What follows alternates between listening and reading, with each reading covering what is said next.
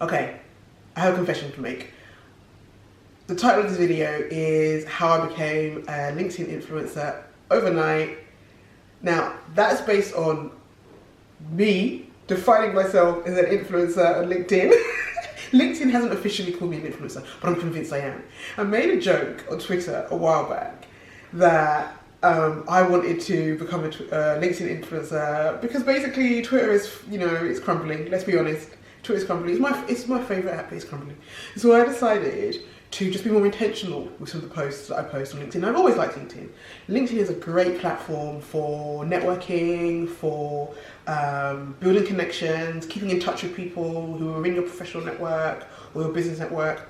I always recommend LinkedIn, but people always consider it to be the boring social media platform. But it's a platform that actually is great for conversion. So if you have a business, whatever that business is, whether it's a traditional business, if you're in any kind of professional space, but also if you're creative, fantastic for promoting your work and presenting your work. Because if you think about it, it's layered, right? So if you're an artist and you're trying to sell your art, there are people who've got money on LinkedIn who are going to see, you post your pictures and your content, you're going to see your post and be like, oh, this makes a change from all of those, the usual paragraph status updates on LinkedIn, right? They'll stop, they'll pause, they'll potentially buy, or at least they'll remember you. So LinkedIn for me is an exciting and useful platform, but nobody necessarily wants to admit that they're an influencer on LinkedIn. Well, how do I put this? Some people do, and the people who do are a little bit naff. I'm not naff, by the way. I'm just very honest. So I decided to be, basically, let me get to my story. I decided to be more intentional with how I use it, right? So, pictures. I never really share pictures of myself unless, I was speaking at an event or speaking at an engagement. But now I share more lifestyle pictures once in a while with a very good caption, right? A strong caption. So, for example, when I came back from maternity leave, I shared a strong image with a strong caption. Whew! It got love. People who I don't know were congratulating me. And I'm like, okay, congratulations, but you can also send me money for nappies. I would also like money for nappies, but it's okay. I like the fact that people were engaging with that post. Videos. People really like videos on LinkedIn. So once every week or once a fortnight, I try and share a video. Whether it's a video of myself, so maybe a clip from here, or a video of something that's trending globally, something interesting that's in synergy with my brand. Right, something, whether it's a black woman who's in business or a creative who's saying something, really interesting and compelling, I'll share a little snippet, a 30-second snippet of whatever it is she's saying that is motivational with a strong caption. And what I tend to do is I make it relevant to what I do. So I'll say, or what I'm going through in life. So I'll say something to do with public relations, or I'll say something to do with my lifestyle at the moment, whether that's to do with how I operate, like how I unwind or how I operate my business or something like that, right? Again, powerful, does really, really well. The strength is in the messaging, the image, and the content.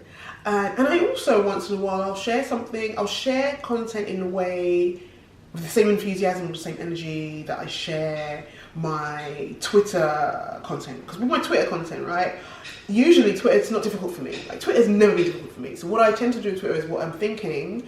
If it's compelling in the moment and it's relevant, I tweet, right? And so the same thing on LinkedIn. If it's compelling and it's relevant, so if there's a post, if there's a story, for example, a news story about a business, an entrepreneur, even a celebrity, but I can make it relevant.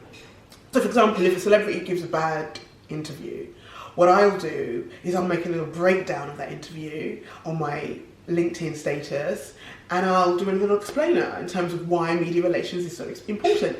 And it works again, engagement. So basically, I've given you a few ideas on how you can also become a LinkedIn influencer overnight, like me. But if you're not going to become an influencer, at least, hopefully, I painted a picture in terms of how you can start to enjoy using LinkedIn and engage with your LinkedIn followers. So remember, it's not just the content, it's about engagement. So reply to comments, leave comments on your on the content of other people who you follow. Don't just wait to get comments and engagement. You engage with people, right? It is a virtual networking platform, okay? So that's how you can see it. So use it. It's really, really useful. I'd love you to share your experience with LinkedIn. I'd be happy to make another video if you want more in depth. Again, leave some comments below if you think that's something you'd like to see. I'd be happy to do that. But for now, if you don't follow me on LinkedIn, I'm going to leave the link to LinkedIn below. Make sure you follow me so that we can really, we can get LinkedIn official. I want LinkedIn to send me a letter. LinkedIn won't send me a letter, send me an email. LinkedIn send me an email saying, Ronke, you are one of our top voices. It's coming, it's happening. I'm speaking that into existence. And not just that, the whole point is not just to get the recognition, it's to get more business so we can get more money. That's what we need. Okay, guys. Make sure you subscribe, share this video, leave a comment, like. If there's anything else I've forgotten, do it. I might have forgotten. Take care. Have a good day. Bye.